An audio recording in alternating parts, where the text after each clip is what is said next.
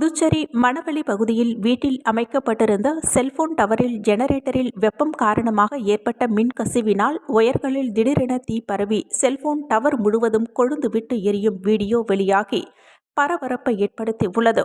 புதுச்சேரி மணவெளி தேர்முட்டி வீதியைச் சேர்ந்தவர் சேகர் என்கின்ற சுப்பிரமணியன். இவரது வீட்டில் தனியார் செல்போன் நிறுவனம் சார்பில் செல்போன் டவர் அமைக்கப்பட்டுள்ளது. இந்நிலையில் செல்போன் டவர் அறைக்கு கீழே உள்ள ஜெனரேட்டர் அருகில் ஏற்பட்ட வெப்பம் காரணமாக அங்கிருந்த ஒயர் தீப்பிடித்து எரிய தொடங்கியது. வீட்டில் யாரும் இல்லாத சூழ்நிலையில் தீ மளமளவென வேகமாக பரவி செல்போன் டவர் மீதுள்ள அனைத்து ஒயர்களும் எரிய தொடங்கியது.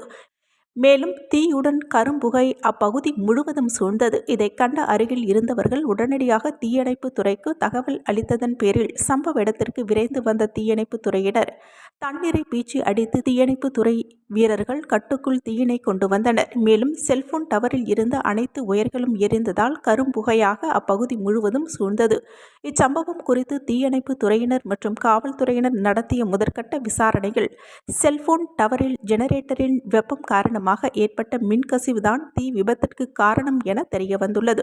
இந்நிலையில் திடீரென செல்போன் டவரில் ஏற்பட்ட தீ விபத்து அப்பகுதியில் பெரும் பரபரப்பை ஏற்படுத்தியது.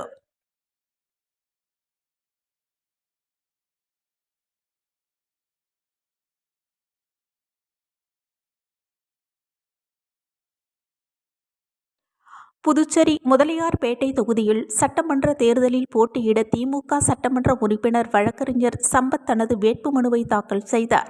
புதுச்சேரியில் வருகின்ற ஏப்ரல் 9ஆம் தேதி தேர்தல் நடைபெற உள்ள நிலையில் வேட்புமனு தாக்கல் கடந்த 16ஆம் தேதி துவங்கியது.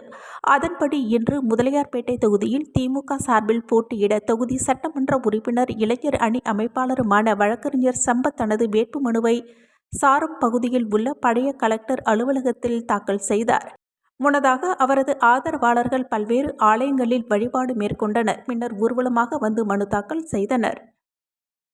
பாண்டிச்சேரி மக்களோட விருப்பம் தமிழகத்தில் நடக்கிற மாதிரி திராவிட மாடல் ஆட்சி பாண்டிச்சேரியில் நடக்கணும்ன்றத எங்களோட விருப்பத்தை அவர்கிட்ட சொன்னோம். அவரும் ரொம்ப சந்தோஷமா இந்த பாண்டிச்சேரிக்கு அதிக முக்கியத்துவம் கொடுத்து அதுக்கான எல்லா முயற்சியும் ஐயா எங்களுக்கு செய்யறேன்னு சொல்லியிருக்காங்க.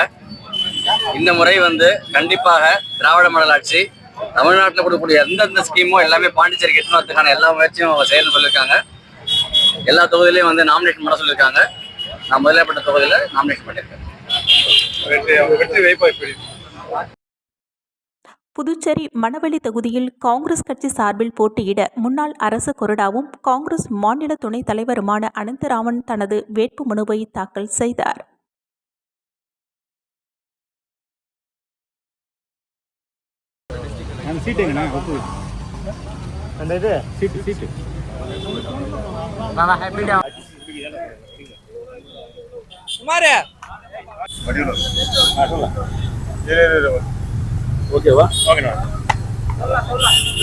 அனைவருக்கும் வணக்கம்.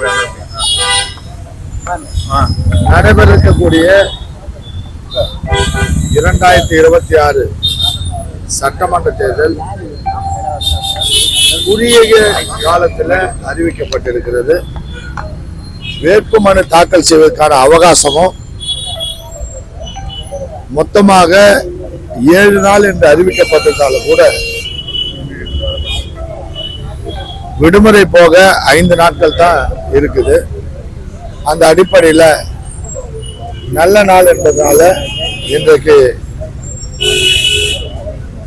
எங்களுடைய மணவெளி சட்டமன்ற தொகுதியுடைய கட்சியினுடைய முன்னோடி தலைவர்கள் நேற்றைய தினம் முடிவு செய்து இன்றைக்கு வேட்புமனு தாக்கல் செய்ய வேண்டும் என்று வலியுறுத்தியிருந்தார்கள். அந்த அடிப்படையில் இன்றைக்கு இந்த சட்டமன்ற தேர்தலில் மணவெளி சட்டமன்ற தொகுதியிலே போட்டியிடுவதற்காக வேட்புமனுவை தாக்கல் செய்திருக்கின்றேன். புதுச்சேரி நெல்லித்தோப்பு தொகுதியில் போட்டியிட அமைச்சர் ஜான்குமாரின் துணைவியார் லதா தனது வேட்புமனுவை தாக்கல் செய்தார்.